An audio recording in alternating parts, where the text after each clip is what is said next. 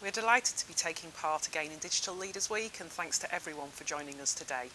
Before we get into the main content and speak with our partners and colleagues around the specific challenge around building emissions, I'd just like to start with providing a little context about our Smart City journey, some of our projects and achievements to date, and what we believe are the key ingredients that have contributed to some of our successes. 30 of the city leaders representing the health, the education and the business sectors, and for a 2-day workshop to think about our digital ambitions, the pain points, the barriers to achieving some of these, and to set out our collective smart city vision and priorities. And we all agreed that next generation connectivity, both wired and wireless, was pivotal to put in place that underlying infrastructure to deliver a whole range of citywide transformational use cases. Also extremely important to us in our locality and with the communities we serve was to ensure that throughout our journey, we leave no one and nowhere behind. We then reached out to the marketplace and we consulted with a wide range of operators, providers, suppliers and consultancies. And what we found was that we didn't really appear on any people's roadmaps. Sunderland just wasn't a place that was attracting investment on its own. So we knew that as a partnership, we would need to intervene to achieve our ambitions. We developed our layered approach to achieving our vision, and we did that at the beginning of our journey, and it really has stood us in good stead ever since. It starts with that all-important connectivity, which is just a means to an end, but it's incredibly difficult to do anything without it. So we now have an ultra-fast free Wi-Fi network in key locations within the city with some of the fastest download speeds in the country. And this has enabled us to provide social benefits, connecting 2 of our social housing tower block community rooms and one of our primary schools situated in one of our most deprived wards in the city. And where previously speeds were so poor that children couldn't even download a YouTube clip in a classroom. We have Virgin Media, we have Natomnia and we have City Fibre now all working in our city, providing citywide capable fibre connectivity, and that will reach over 95% of our premises. And that's totaled an investment for us in excess of £85 million. We also have our first private 5G network now live in the city, supporting a DCMS sponsored project. And in September 2021, we signed a 20-year partnership with a company called BAI Communications, and that's to build advanced wireless networks in our city. And by the summer of this year, we'll have the first of our network of networks in place, a much expanded free ultra-fast Wi-Fi footprint, a 5G private network in our city centre, and a citywide low-power, long-range wide area network. We've also been making significant progress in terms of the second layer there on our model, in terms of the sensors and the applications. So we now have an assistive technology strategy that's core to our model of social care delivery. We have over 2,200 homes now benefiting from a range of different sensors that's helping to keep our elderly and vulnerable residents safe and well at home. We've developed a data platform for family members and practitioners to view the data, presenting patterns of behaviour and able to be configured to deliver alerts. We've deployed a number of video and motion sensors, monitoring traffic, cycle and pedestrian flows and movements, and that's now linked into the Urban Traffic Management Centre and allows real-time interventions as well as longer-term urban planning. We are currently deploying a range of air quality sensors to over 30 locations in the city, and we're working up a number of environmental proposals at the moment, including smart bins and flood management and monitoring. And finally, to support our net zero ambitions, we're really pleased to partner with Digital Catapult, delivering 2 really important challenges, one relating to building emissions and the other relating to transport choices, which I'll leave for our experts to explain here in a little more detail. But the next layer there is really important to us, and that's the all-important data. And data really does form a massively important layer for us, and the ability to monitor data. Yes, in respect of individual use cases, which we've been doing today, but really importantly now, the ability to bring various data sources together from those core applications, from sensors, from open data sources, and to present this where appropriate to an operations centre to support the real-time management of the city, as well as informing and supporting longer-term strategic planning. This aspect of work, it's definitely work in progress, as we develop our smart use cases and applications. But our partnership with a company called Connexon is already starting to deliver some early benefits for us, and it's supporting some of our multi-agency operations. But ultimately, it is about that top layer and delivering those all-important outcomes so that we can better serve our residents, our businesses, and the people that come to visit our city and deliver better outcomes for everybody. For us, it's about delivering an all-encompassing smart city with the right underpinning connectivity so that we can deliver that whole range of really transformational use cases across all verticals, and ensure that we support all of that with initiatives covering digital education and skills, digital enterprise, and again, leaving no one and nowhere behind, digital inclusion as well. So what's added to our success to date? Well, we believe it's about having that holistic partnership that all of our city partners have signed up to across the education, the health and the business sectors, and about having that shared vision, but that vision that's relevant to us here in Sunderland, to our localities, to our communities, and that's really guided our work well to date. We believe it's about having very strong digital leadership with leaders that truly understand the benefits and opportunities afforded by digital investment. And for us, really importantly, it's been about developing a really rich and diverse ecosystem. And we absolutely knew at the beginning of our journey that we couldn't do this on our own. We've got benefits afforded by large global infrastructure partners such as BAI Communications, and we've been working really closely with people like Connected Places Catapult and Digital Catapult for some time now. And we've always valued the contribution that our SMEs have made to our journey to date and will continue to make as we move further forward. And on that note, I'll hand over to Gordon and Peter from Nomad to tell you about our Building Emissions Challenge to support our net zero ambitions. Okay, thank you very much indeed. So my name's Gordon Mcgregor. I'm from Nomad Energy. Our company is a company based in Edinburgh, operates across the north of England and Scotland, but also has a location in Sweden and Finland. And my colleague today, Peter Ostrom, will join us as well from Thailand. Today we want to cover a range of different things. We want to cover, first of all, the background to the Carbon Neutral Challenge, touch on our approach to how we responded to it. There were two very important pilot exercises we undertook within Sunderland over the last 10 weeks or so. I want to touch on those, give some early results, and talk about how we realise the potential for scaling them up. So in terms of the Carbon Challenge, we've been working with the Catapult, and we've been focusing very much on objectives around the Sunderland area.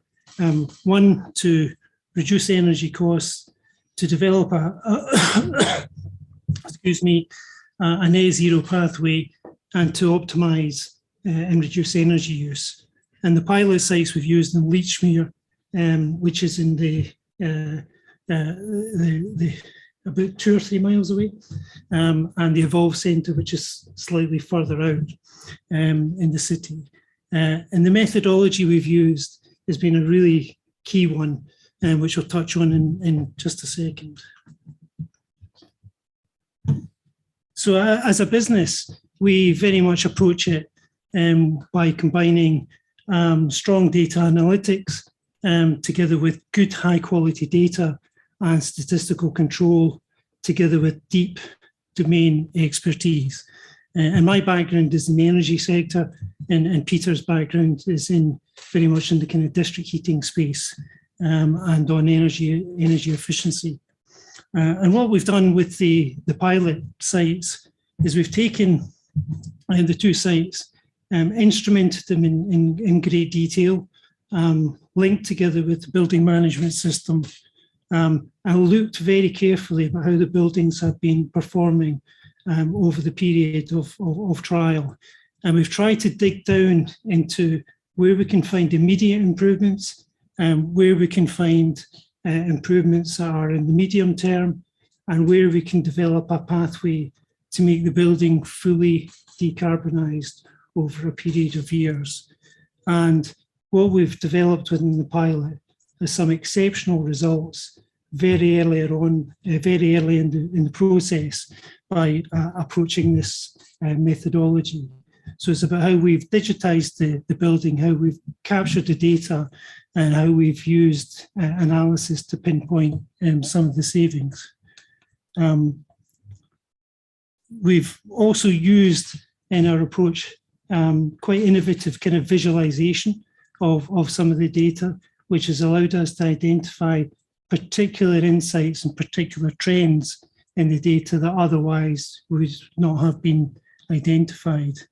And all of this has actually helped us build a really interesting picture about how one would go about decarbonising the buildings, but importantly, decarbonising them at least cost. Because so far the measures that we've taken have been cost-free, but have delivered significant savings. And going forward, we've developed a net zero pathway for these buildings, which is very, very cost efficient. And I think those are key priorities within the local authority. For the two sites that we've chosen, the Evolve Business Centre, just as a kind of background, is a more modern building, about 10 years old or so. Is often open for parts of the building 24/7, and has a strong focus on having gas central heating, and has a very comprehensive and quite modern ventilation system. So it's typical of many buildings that you'll see within many parts of the UK. The Leachmere Center is a very different kettle of fish, and I think this was chosen deliberately to be different to the Evolve Centre. It's much older building, many decades old, but is a very for the local authority. This building occupies two activities primarily. One on the kind of as a training centre, but one supporting independent living centre, and critically these are 24/7 buildings, but their energy systems are very, very different. They are piecemeal and have been built up over a period of time. So these two challenges have been very, very different in nature, but the methodology that we used to approach them has been very similar. And what I want to do now is pass over to Peter to go through in detail for what we found and how we've improved them. Thank you, Gordon, and hello, everyone. Before starting, I just want to add that besides instrumenting a building and getting a lot of data and trying to process that data, we also need to understand how the building actually operates, and understanding the building itself and the system that's running in the building is also very important to actually put the data in some context. And this is what we have done. So we have not only been collecting a lot of data, we have also been given information from the BMS system, and we have seen drawings. And from that kind of different sources, we have come up with a number of insights and also identify some issues that we are trying to mitigate to some extent.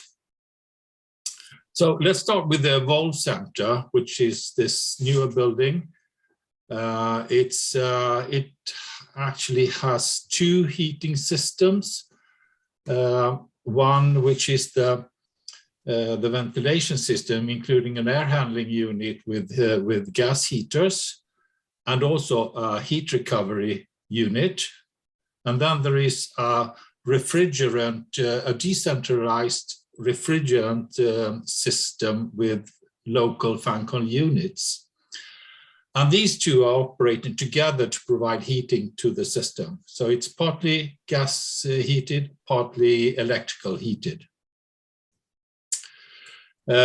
So we noticed when we went through how it was operated that there were some set points that could be changed, and that had a significant impact on the gas consumption. And the council were actually doing these changes as soon as we identified them. So we have already seen the effect of it. So that was really encouraging. We have also identified a number of other opportunities, rather, that we can take for the future and do further improvements in the gas consumption and reducing the gas consumption primarily. And that is looking at the ventilation system, which we can reduce. But we also noticed that based on the CO2 sensors that we had installed, that the CO2 levels were quite low, actually background level during nights. So and still it was quite good ventilated, so we can reduce that as well. But overall, we can say that we can see that we can make savings on 50% on gas usage, or even more actually, and up around 50% on electricity without any real investments. It's actually we're just changing some settings and set points and so on. We can also see that we can make some optimization on the ventilation system, and we can also levelize the heat demand according to reducing the peak load, and that will have an impact on the investment requirements in the next step. So for the path to the net zero, we think that it's important to continue monitor and analyze this system, and using the information that we get from sensors and other parts of the systems.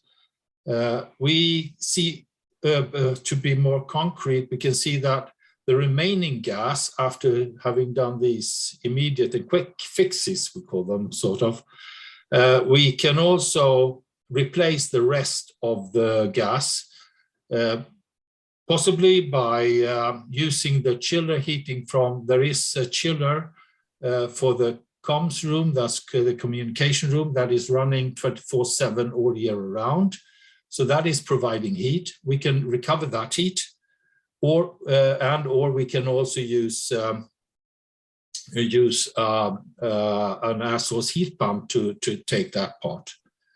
And then we also see an opportunity to replace part of the chiller energy demand by having sort of fresh air ventilation to this server room, rather than having a chiller only.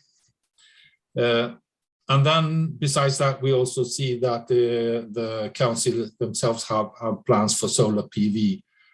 And we have also, by the way, which we haven't mentioned, they have already made a replacement of the gas heated domestic hot water, which by the mid-February this year was replaced by a air source heat pump. So, with that, I think we go to Leachmere. Gordon. And for Leachmere, we have some short-term improvements that we have identified as we have installed this sensor network around the building. We see that there is a constant high temperature in the buildings that can be reduced. We also have identified that the CO2 levels are in some rooms very high, other rooms less so, but there is a difference between different rooms. And that's probably due to, it's definitely due to ventilation, but also probably due to occupation. So this has to be analyzed in more detail, but ventilation has to be increased in that building. As we mentioned, Leachmere is actually two buildings combined together, and they have two separate heating systems. These heating systems both the heat supply boiler systems and the distribution systems are separated.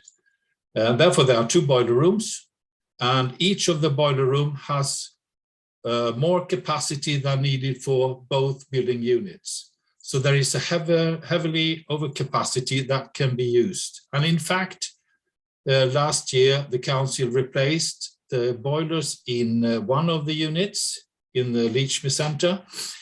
So there are 2 new condensing boilers. And in the independent living center, there are still old boilers, 3 gas boilers with less capacity than the new ones. But altogether, the new boilers that are more efficient, they are brand new, and they have a capacity that exceeds the peak demand of the entire building.